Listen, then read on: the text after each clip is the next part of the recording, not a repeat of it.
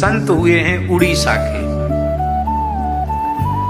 उत्कल प्रदेश के, जिन्हें पंच सखा के नाम से कहा जाता है। पंच सखा 5 थे, इसलिए इनको पंच सखा कहा जाता है। जगन्नाथ दास जी, यशवंत दास जी, अनंत दास जी, बलराम दास जी और श्री अच्युतानंद, ये 5 होते, ये पंच सखा।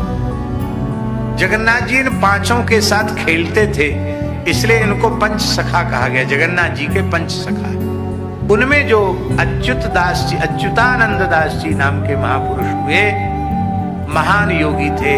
ये सबके सब योगी थे।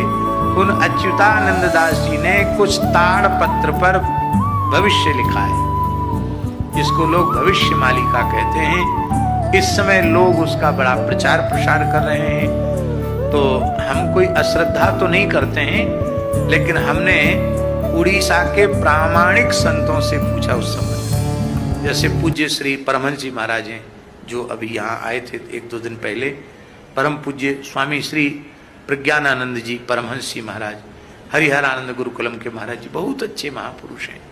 पूरे उत्कल प्रदेश में गौ सेवा की क्रांति जगाई है उन्होंने। उनसे हमने पूछा तो उन्होंने कहा कि नहीं, ये बात बिल्कुल सत्य है, और मूल ग्रंथ ताड़पत्र पर आज भी वहां विराजमान है जगन्नाथपुरी में, और उनकी जितनी भविष्यवाणियां हैं वे सब की सब सत्य हुई है।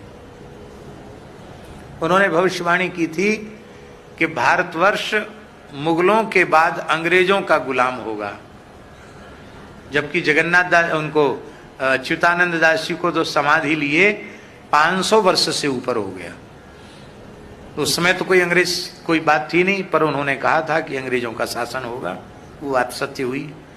उन्होंने लिखा कि अमुक अमुक विक्रम संवत अमुक में देश स्वतंत्र होगा, लेकिन स्वतंत्रता के पहले ही उसके टुकड़े हो जाएंगे, तो पाकिस्तान बन गया, और वो म्लेच्छ देश होगा, ये भी उन्होंने लिखा है, वो भी सत्य हो गया।